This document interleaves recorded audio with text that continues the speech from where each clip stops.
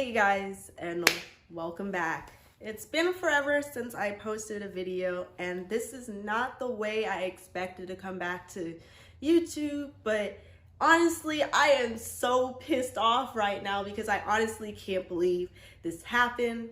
As you can see, right now I'm in my work clothes, and as the title says, I quit my job and I'm back on YouTube. So everything is quite literal.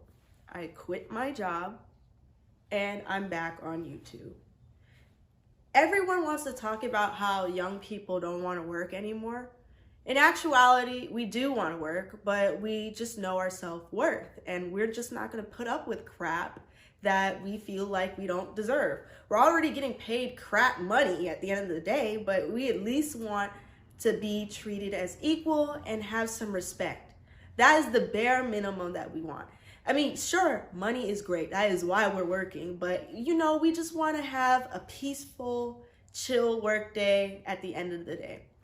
So I recently just graduated university, and honestly, I've been having the hardest time finding a job post-graduation.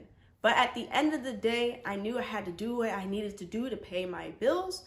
So I picked up a part-time job doing something completely out of my industry, but just something to get by until I land a job that is for me. Anyway, during this job that I picked up during Christmas, honestly, it has been a nightmare working there, but I have just been putting my best foot forward, trying to be a team player and, just get by. At the end of the day, that's all you can do. But today was the final straw, honestly. So last week, my grandpa died, and the issue started because I notified my manager today, like, hey, my grandpa died, I need coverage. Instead of calling off sick the day of the funeral, I felt it was fair to at least notify the company that there was some loss in my family. During this exchange, I find out that the company doesn't even offer bereavement for part-timers. Okay, cool, but I at least want the day off, at least. Like, we get sick days, either way it's not paid. What's the matter? Anyway, the boss proceeds to tell me that it is my duty to find someone to switch the shift with, and already I'm taken back because I honestly expected a response along the lines of, oh, I'm sorry to hear that, we'll move around some things, we'll take care of it. Immediately, the first thought in the mind is, instead of, condolences, they're worried about, okay, so who's going to work the shift? Because we need somebody here. And another inappropriate remark that I felt was uncanny to me was, okay, so what time's the funeral? First of all, why are you asking that? But I'm like, the funeral is in the morning. And then they were like, okay, let's see if you could come in the afternoon. I immediately put the brakes back. I'm like, I feel like that is very insensitive. Like, so there's just some loss in my family, and your first thought is for me to come in later on in the afternoon. I would not want to come in the afternoon. I felt like that comment's really inappropriate. And then they're like, whoa, what's with the attitude there? I'm like, are you serious right now? What attitude? What are you thinking? What are you snorting? Like, everyone's gonna be crying sadness. You want me to come into work that same day to happy customers? Like, no, like, that's stupid to me. It's really stupid.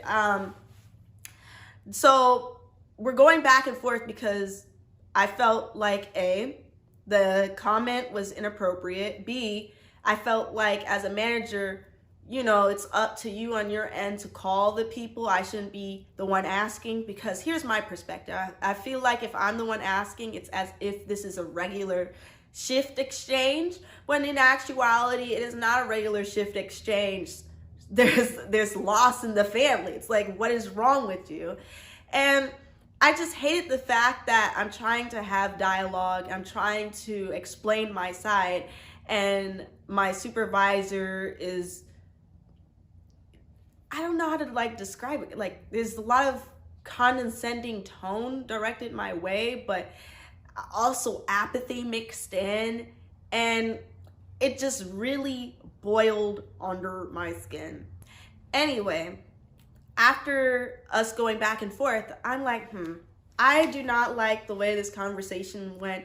Let me message her higher up, which would be the district manager. I was told on the team, like, hey, if anything were to happen, always message the district manager. So I did. I gave her a synopsis of what happened, expressed how I felt. And the one thing I specifically said is not having to sit down with my manager yet. I would like to just know my options. I just wanted some outside perspective. And I wanted to know what benefits I was entitled to as a part-time employee. The district manager is message, okay, I'll message your manager. I'm like, whoa, hold on, no, I don't want you to message my manager. Anyway, I go on break. Guess what? I open my messages and she says, I messaged your manager. I'm like, great. Now you messaged her, disregarded how I would feel as an employee. I just wanted to know outside opinion, and then I would think about if I wanted to make this a all three-way call kind of thing. In any event, my manager, after 10 minutes of clocking back into from lunch, they're like, yeah, you can go home. And I'm like, okay.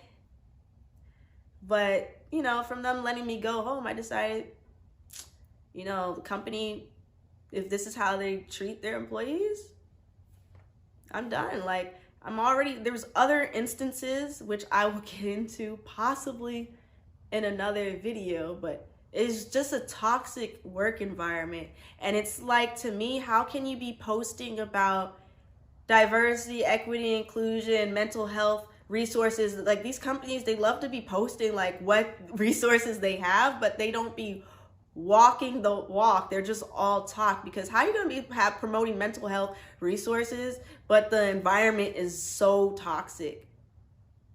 Like, shouldn't you be working on making your environment less toxic? Yes, the resources is great, but they can only do so much if you're going back to the same place that is causing you the same stress factor. But yeah, I just wanted to give that little rant, that little We're gonna get back on this. Like, I have plenty of time right now. We're gonna launch some videos. We're gonna get to it. But yeah, and thank you for tuning in. Money 2024. It's a journey at the end of the day. So yeah, let's get into it.